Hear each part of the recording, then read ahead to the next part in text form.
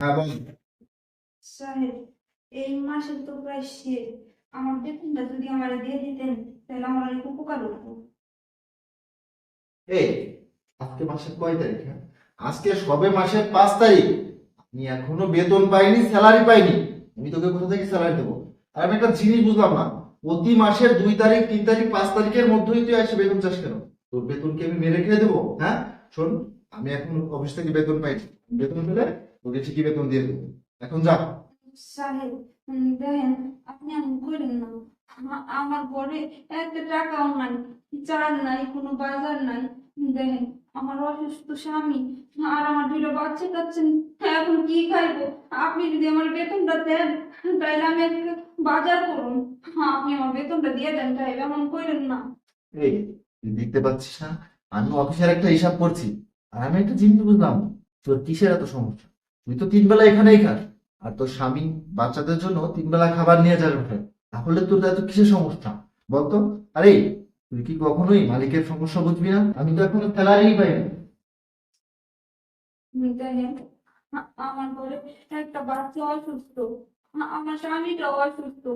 আপনি তো জানেন, আপনি আমার টাকা দিলে তাইলে আমার স্বামীরে চিকিৎসা করানো, আর সন্তানের জন্য ওষুধ আনো, ঘর করাও তো বাকি। সাহেব, দেখেন, এমন বললেন না। এই শোন, তুই এখন এখান থেকে যা। টাকা দিতে 5-6 দিন সময় লাগবে। আমাকে আমার কাজ করতে দে।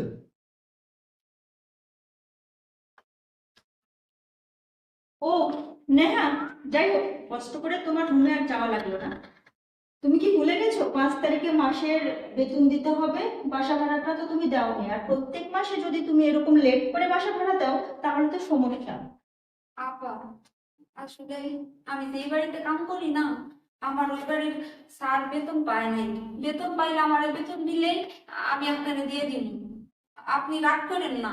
ও, আচ্ছা নেহা, আমি বুঝতে পেরেছি, বাট তুমি তো জানো এই বাসা লোন নিয়ে করা হয়েছে। প্রতি মাসে 5 তারিখে টাকা দিতে হয়, ব্যাংকে পরিশোধ করতে হয়।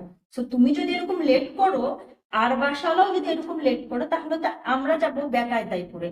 সো তুমি যেভাবে হোক তুমি টাকাটা দিও, আর তুমি যদি না পারো তাহলে তুমি বাসা থেকে চলে যেও। আর একটা কথা, আমি তো সামনের মাস থেকে ভাড়া বাড়াই দেবো, 1,000 টাকা করে আরো বাড়াই দেবো। সো তোমার যদি সমস্যা হয় তুমি চলে যাও, ঠিক আছে? আর বাসা ভাড়ার জন্য তো ভাড়াটিয়ার অভাব নাই। আপা, আপনি এগুলো কি কইতেছেন?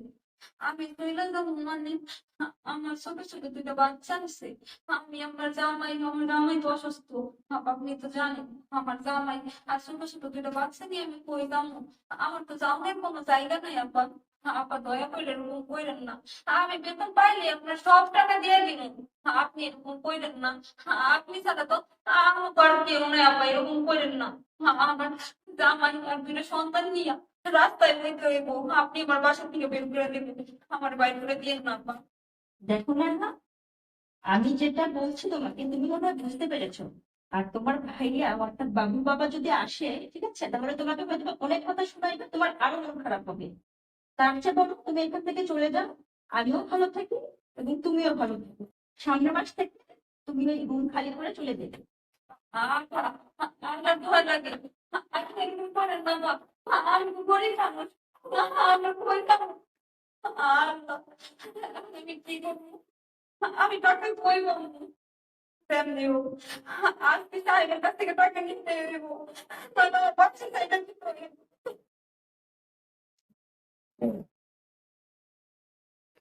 আরে নেহা, তোর আসতে আসতে এত সময় লাগলো?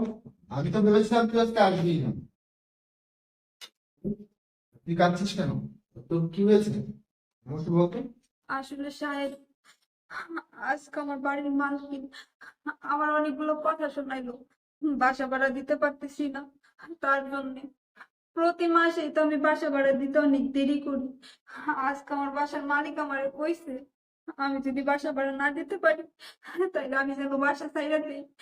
সাহেব, আপনি কোন, আমি যদি এখন বাসাটা ছাইড়া দেই আমি আমার স্বামী আর সন্তান নিয়ে কই যাবো? আমার তো যাওয়ার কোনো জায়গা নাই সাহেব। আমার তো রাস্তায় যাওয়া ছাড়া কোনো উপায় থাকবো না। সাহেব, দোহাই লাগে আপনার, আপনি একটা ব্যবস্থা আমার কইরা দেন, নয়তো আমার স্বামী আর সন্তান নিয়ে রাস্তায় যাইতে হইব। সাহেব, আপনি আমার কোনো একটা ব্যবস্থা কইরা দেন। আরে থাম, হয়েছে, বুঝতে পেরেছি আমি। এই নিয়ে তো এই মাসের স্যালারি। আর শোন, আমি সেদিন না তোর সাথে অনেক খারাপ ব্যবহার করেছি। আর তুই তো জানিস অফিসের সব কাজ আমারই সামলাতে হয়। আর একটা কথা কি জানিস, আমরা তো একটা অফিসে চাকরি করি, সেখান থেকে যদি আমাদের স্যালারি না দেয় তাহলে আমরা কিভাবে তোদেরকে দিব বল? যাই হোক, ওই দিনের ব্যবহারের জন্য তুই আমাকে ক্ষমা করে দিস বল। না আসলে আপনি এগুলো কি কইতেছেন?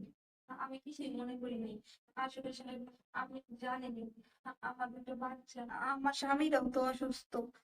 আপনি বেতন দিলে আমিও চিকিৎসা করি, ওষুধ আনি। তাছাড়া আমার বাসার মালিকও আমার কইছে সামনের মাস থেকে আরো 1,000 টাকা বাসা ভাড়া বাড়াই দিছে। আর সাহেব, আমি আপনার কথা কিছু মনে করি নাই। আপনি যে আমার বেতনটা দিয়ে দিচ্ছেন, আমি তাতে আমি খুশি হয়েছি। এখন এই টাকা দিয়ে আমি আমার স্বামীদের আর আমার সন্তানদের ডাক্তার দেখাইতে পারবো। আচ্ছা ঠিক আছে, সামনের মাস থেকে আমি তোকে 1,000 টাকা বেতন বাড়িয়ে দেবো। বুঝলি, বাসায় যত কাজ কাম আছে এই করে, আমি একটু বাইরে যাচ্ছি। আচ্ছা সাহেব, আপনি কোনো চিন্তাই করেন না। আপনি কইছেন না সামনের মাস থেকে আমার আরো 1,000 টাকা বাড়াই দিবেন, আমি অনেক খুশি হয়েছি। আচ্ছা, আপনি তাহলে বাইরে যান, আমি বাসায় সমস্ত কাজকর্ম করে রাখবো। আচ্ছা ঠিক আছে। আচ্ছা।